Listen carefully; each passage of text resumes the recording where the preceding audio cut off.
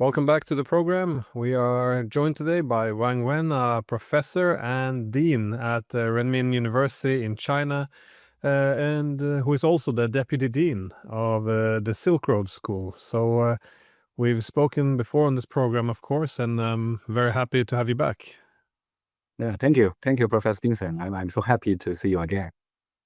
Likewise. So what I wanted to discuss with you today was the developing relations between China and India. So in East Asia, these are, of course, the two massive Eurasian giants, and Mm, the assumption is often that if we can get the big pieces to fit, to work out, then the smaller pieces will fall in line more easily if we can get the big things. mm. But well, I guess just as a starting topic, what are the main challenges in terms of harmonizing the interests of China and India as the foundation of this Eurasian setting? This is a very good question, and also the very important issues in China, and maybe as well as in India. Actually, I've been to India 3 times and have personally witnessed its rapid rise. Now, India become the world fifth largest economy. But however, India remains significantly weaker than China. India's GDP is only about 20% of China's. India's electricity generation is only 18% of China's. And India's industrial output is only about 10% of China's. And the infrastructure gap between India and China is even greater. For example, China has 50,000 kilometers of high-speed rail, while India has none. So the two countries have also a population of 1.4 billion. But as we all know that, as you mentioned, that in the 1980s, China and India were roughly equal in strength. But the problem is that 40 years later, why has China widened the gap? I believe, because before I was talking about the competition and difficulty between India and China relationship, I have to share with you 3 reasons about why China wider the gap between China and India. I think first, China has a strong government and a strong political party leadership, ensuring strategic planning and policy implementation. In contrast, India has more diverse political parties and relatively low administrative efficiency. Second, China's domestic governance has improved. So, for example, China has strengthened the national identity of its 1.4 billion people, enhanced urban security, improved the infrastructure, and equalized social services, made low carbon environment, anti-corruption, and implement effective industrial policy, health protection, achieved universal education, and eradicated poverty. In contrast, India is much worse in these regards. Third point, China's level of openness to the outside world is improving. China is a major magnet for foreign investment, and China's business environment continues to be improved. Even with U.S. investment, China remains friendly. But in contrast, India business environment remains relatively poor. So when we are talking about the difficulties between China and India, or the future of India rise, so we have to compare nowadays the gap between India and China. But even that, these gaps do not mean a denial of India rise. On the contrary, I think that not even nowadays, many India and China scholars are paying attention to the China's rise and the gap between India and China, or the competition between China and India. So I think even that I admit that India has a very huge potential. And for example, India has a young population and a consumer market with considerable potential. So I think if India can continue to advance domestic reforms, adopt open policies, improve its business environment, and eliminate absolute poverty among its 200 million people and its illiteracy rate of around 30%, I believe India's future is promising. So my prediction is that by 2050, the world's four most powerful country will be China, United States, Russia, and India. How about Europe? I think if Europe can better promote integration and address immigration issues, perhaps I think Europe will be sure to be among the top 5. Yeah, that's my opinion. Yeah, well, it's a good point because the parity, I think that's whenever you talk to people in India, it seems that this is what underpins a lot of the concern that all parity, which well more or less there in the late 70s, early 80s, is all gone now with the rise of Yes. China, and but I did want to touch also on the Chinese model, because if we discuss the extent to which India can emulate China, it's also worth noting that China itself is changing a lot. That is, the Chinese economy today, it's very, very different from what we saw only a decade ago. But I guess in many ways, the Chinese began, much like the other Asian tigers, doing the very first, easy manufacturing, and then they climbed up the value chains and now beginning to take leadership in key technologies. But how do you see the recent developments within this evolution of the Chinese economy, the direction it's taking? Yeah, I think this is a very, very important question, and also it's a very crucial issue because if you study China's change in the past decade, you can find that China's huge transformation. So this huge transformation is a key focus of my research, and also it's a key characteristics of the West neglect of China. Actually, next month I will invite politicians, scholars, and media professionals from the United States and several European countries to China for in-depth research and highly significant strategic dialogue. Maybe next year I'd like to invite you, Professor Dinsham, to China for in-depth research. I think we want to intend to allow the world to discover the China transformation, especially in the past decade.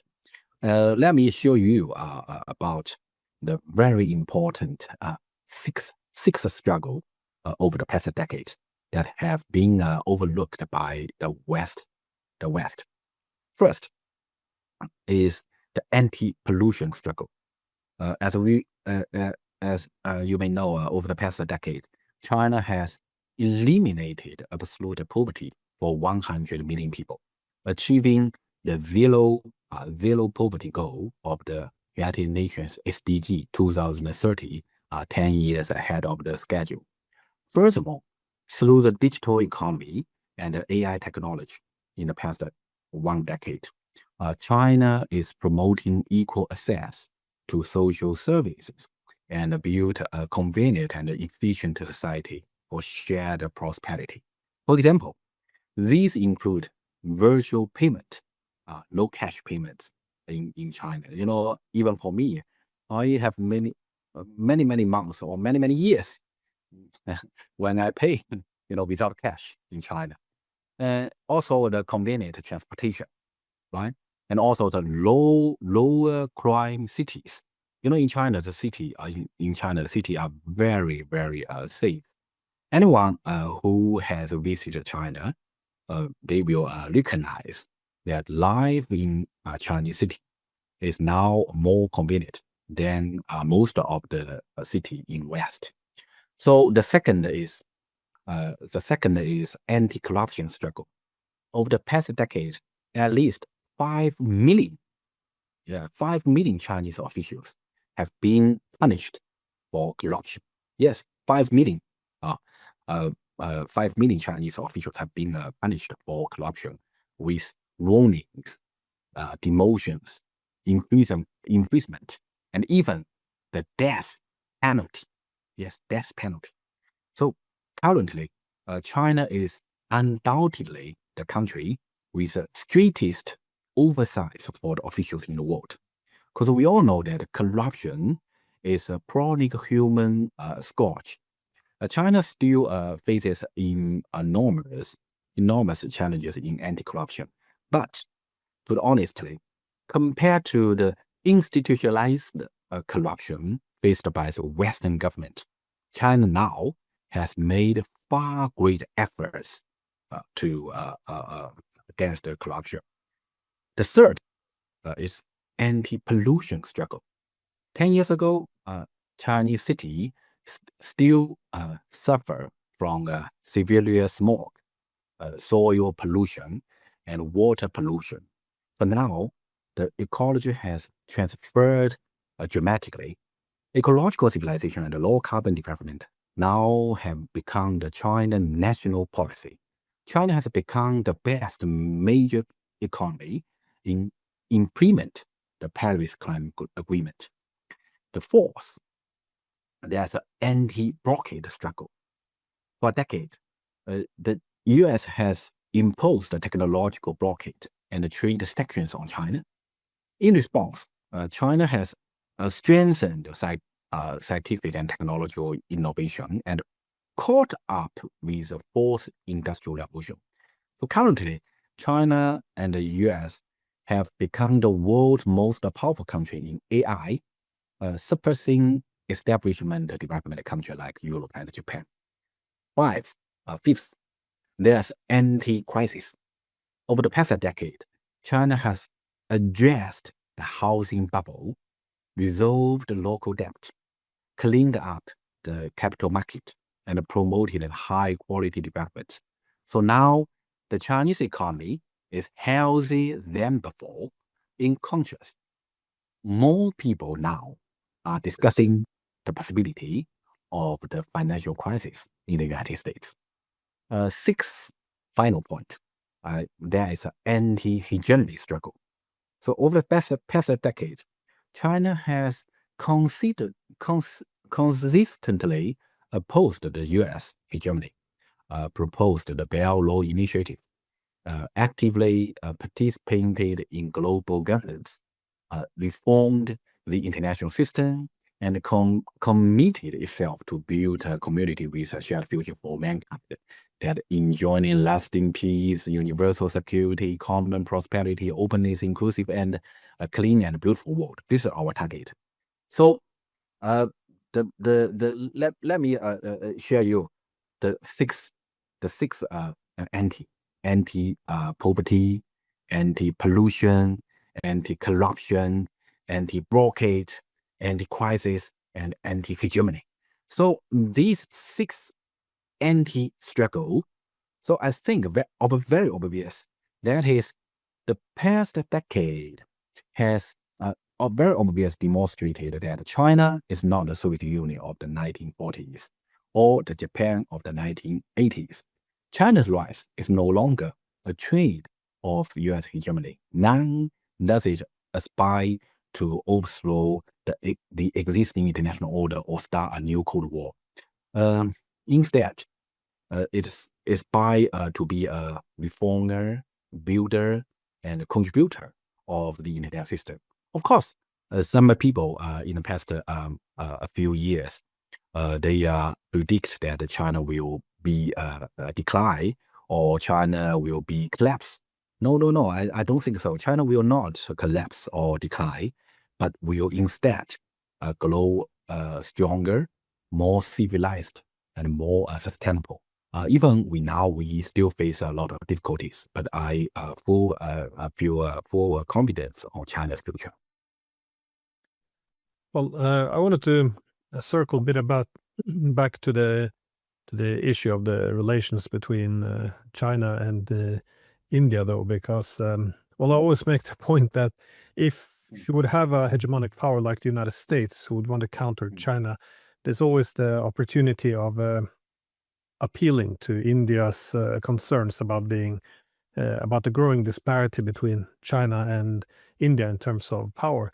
But it does appear that the United States, it's still, while it's become recognizing that the world is becoming more multipolar, they haven't given up on the ambitions to restore the unipolar system. And well, one of their ways to do it is to make countries around the world reduce their economic ties to China and then link themselves more exclusively to the United States. I would say that this has been very successful with the Europeans. That is, Europe has severed their economic ties with Russia. We see now recently they put the snapback sanctions on Iran on very, I would say, fraudulent basis, given that they were talking about working with the IAEA. And there's also now pressure for the Europeans to also cut ties with China. Indeed, the Europeans are now discussing how many sanctions should we put on China to make Mr. Trump happy. And well, the result is very predictable. It's always, as you see in Europe, there will be even more dependence on the United States. And this is something that the Americans can exploit. But India, they didn't go down this path, it seems. Instead, they rejected the US pressure, demand that they cut ties with both the Russians and the Chinese, and instead they're now diversifying their economic dependencies. I guess this was very open to the whole world when Modi, after 7 years, boarded a flight to China for the SCO meeting. And again, China and India still have many problems to iron out in their relationship, but what are the main impediments, though, to improve China-India ties? Or again, one can't solve all problems, but what do you think is realistic to achieve over the next few years? Yeah. Before I answer the India-China relationship, I have to give you a response about the U.S. and China relationship. I have to tell you a very important secret. Or my research result. Because actually, in the first half of 2025, I mean this year, China foreign trade grew by 2.9%, exceeding the average international trade growth rate of 1.7%. So from this point, the U.S. strategy, now you mentioned, the U.S. strategy of forcing countries around the world to reduce their economic tie with China, I think this strategy has failed, right? Because China's foreign strategy is still blown up much faster than the average international trade growth trade rate, right? But instead, I have to tell you is that China now is pursuing a de-Americanization strategy. This is very important, but a lot of Western media overlook this point. This includes 5 key points. First, de-Americanization of trade. But before 2018, China's export to the U.S. amounted for about 20% of China's total exports. In the first 8 months of 2025, this figure dropped to 9%. Meanwhile, China exports have continued to grow annually, maintaining its position as the world's largest exporter. Second, de-Americanization of military and technological development. I don't know whether you watched the Tiananmen Square military parade in early September.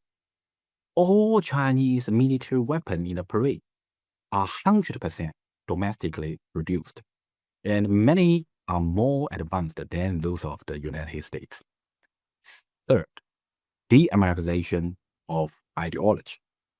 Currently, China is pursuing an independent intellectual system. And we, scholars, professors in China, have a clear understanding of so-called American concept, so-called such as democracy or freedom or the rule of law and human rights, so-called American characteristics. And the China Academy now, more and more Chinese professors now is increasingly convinced of the hypocrisy of American so-called universal value. Fourth, the deep Americanization of high technology. So currently, China has our own path to promote innovation in AI. For example, a company like DeepSeek, Robotic, and Huawei, right, are all pursue independent innovation. Fifth, the de-Americanization of education. So 10 years ago, I don't know whether you know about 300,000 Chinese young students went to the United States annually. And now the number is less than 100,000. So over the past decade, China's ties with a country in the global south have strengthened. As you may know, China-Africa relations, China-Latin American relations, China-Southeast Asia relations, China-Euro-Asia relations, China-Middle East relations have all reached historical high levels. So at the same time, the United States has withdrawn from many international organizations, including WHO, the Paris Agreement, and the UNESCO. So from this point, it is not China that is being isolated by the United States, but the United States that is being isolated by the world. This is a very important phenomenon. So as far as you mentioned the China-India relationship, I believe that because since the India Prime Minister Modi attended the Shanghai Cooperation Organization Summit in Tianjin, China in early September of this year, and China-India relationship now have improved. So both of us, both China and India, are great civilization and possess sufficient wisdom to handle the difficulties and challenges we face. The potential for bilateral relationship between China and India is enormous and will not be hidden by the current border dispute. So also, I think the United States cannot be provoke or separate the India and China relationship improvement. Because more and more scholars from China and India now we are still together. We are talking about the dispute between the two countries, and so we have the more and more confidence in the bilateral relationship improvement. So I think, let me imagine, cooperation between the two countries with a population of nearly 3 billion. I think it's bound to change the world. So I think nowadays, how to push the international system reform, how to change the world better and better, gradually become the common sense between the India and China's academy. So this is the real change between our two countries. It's well, something appears to be changing, and I guess it's not just India. We see similar trends from be it from Japan or South Korea. The recognition that the world is fundamentally changing and starting to reconsider some of the commitments to the U.S. alliance system, as that puts them always in greater tensions with China and undermines the possibility of finding some other solutions where they could have some win-win outcomes. But just my last question though, I wanted to ask, what do you see the roles of BRICS as well as the Shanghai Cooperation Organization in terms of, I guess, reorganizing not just the economic system, but also on a wider framework? How does it reorganize relations between civilizations? Because if we only look at the economic aspect, it is interesting that most states would like to have the opportunity to diversify. That is, not only to be dependent on one center of power for technology or finance or transportation corridors. So I think the misperception of China, often in the West at least, is one thinks that the alternative to US-dominated world is a Chinese-dominated world. But again, that's not really why. That's not really what the Chinese are proposing. Also, not what these institutions are facilitating. It seems to be opposing the unipolar or hegemonic system with one of multipolarity. Yeah, again, how does this work out in terms of economics as well as, I guess, the relationship between civilizations? Yeah, thank you, Professor Dingson. I think you are very, very smart. Because you notice such a very tiny or even simultaneous very huge change from the global south. Because nowadays, to be honest, in the Western academy, very few scholars they notice the huge change launched by the BRICS or Shanghai Cooperation Organization. So actually, in May of this year, I given a speech at BRICS Plus pre-summit held in Brazil, and outlining the role of the BRICS mechanism in advising civilization. I mentioned the three key points in the speech gathered considerable attention.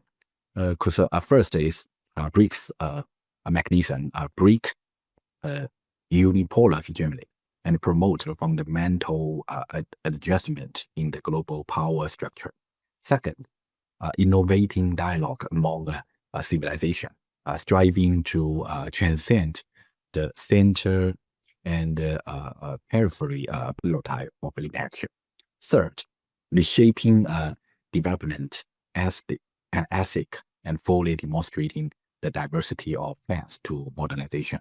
Because as we all know that nowadays, more and more countries, they rise up. If you go to the Africa, you can see the rise of Ethiopia, the rise of Nigeria, the rise of Tanzania, the rise of South Africa. If you go to the Latin America, you can see the rise of the Brazil, and if you go to the ASEAN countries, you can see the rise of Indonesia, the rise of Malaysia, right? They are all in the rising path of the modernization. So that's why in September of this year, I mean this month, the early of this month, Shanghai Cooperation Organization Summit was held in Chongyang, China. As I mentioned, President Xi Jinping proposed the Global Governance Initiative. This is China's fourth global initiative, following the Global Development Initiative, the Global Security Initiative, and the Global Civilization Initiative. So this initiative once again demonstrates, as I mentioned, that China is not seeking an international revolution or establishing a new hegemony. So in China, we dislike hegemony. The word we dislike is hegemony, and we don't want to push the international revolution, but rather working with emerging economy to promote a better world, Because we know there are so many emerging economy. Not only one country rise up. We found there are many countries rising up simultaneously. So from this perspective, you mentioned a lot the BRICS or the SCO, Shanghai Cooperation Organization. Both of these mechanisms are in fact a quite civilizational revolution. These two major mechanisms are addressing a realism dilemma in international relations theory that has preached the West for 500 years. That is the question very, very important, because when we are studying the international relations theory, we will face such a dilemma, such a question. That is, what should be done when one or more countries rise up? So should there be war?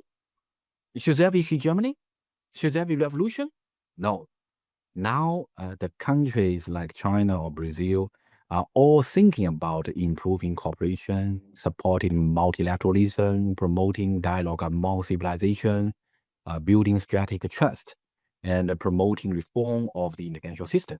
So this is a move beyond the civilizational model dominated by the Western civilization for the past 500 years, and towards a new model or paradigm of the human civilization.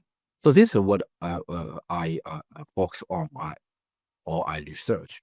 So, but I admit, of course, the BRICS and the Shanghai Cooperation Organization still face many difficulties.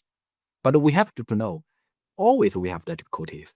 Actually, these difficulties and the differences are precisely the driving force for progress. So as the emerging economy become increasingly united and powerful, and we remain confident that the world of the future will become a better place. So that's why you mentioned that in not only this July in Brazil, the BRICS Plus Summit, or this September in Tianjin, China, the Shanghai Cooperation Organization Summit. All the emerging countries, they feel modest. They just want to unite it, and also they hurry for the peaceful prosperity. They hurry for the multilateralism. So that's why I think that in the future, the better world will not be created by the West, but led by the emerging economy. So how about you will mention, how about the United States? I think maybe United States, the strength, I mean, especially the economy strengthen, the financial strengthen, the innovation strengthen, is still very powerful. But we have to say, the soft power of United States is declining very, very quickly. And also the hegemonic system of United States is declining now. So that's why there's a reality. So how's about the other emerging economy do in the future? I think that is united and hurry for the better world, multilateralism, and we try to build a better future. That's my observation. Yeah. Well, when the Cold War came to an end in Europe, people like George Kennan, the legendary American diplomat, he made the point that it was so depressing to see when in the New World, all the opportunities were there to create a vastly different kind of world, and he was so dismayed that the only political imagination he found among his own political class was the idea of expanding zero-sum military blocks, weakening rivals, and going back to this kind of mentality. So I tend to be very optimistic and hopeful that a more benign multipolar international system can emerge based on this positive sum solution. So thank you so much for your time. I really appreciate it. Thank you, Professor Dingson. I look forward to seeing you again in person, not only in the other country but also in China. Maybe next year we like invite you in China. I'll be in Wuhan at the university there in November, so maybe. Really? Yeah, you can. Yeah, you can go to Beijing. I like to invite deliver a speech in our university. Okay, Sure. and maybe I can organize some event for you inclusively. Wonderful. I look forward to it then. Thank you. Yes. Thank you, Professor Dingson. Thank you again.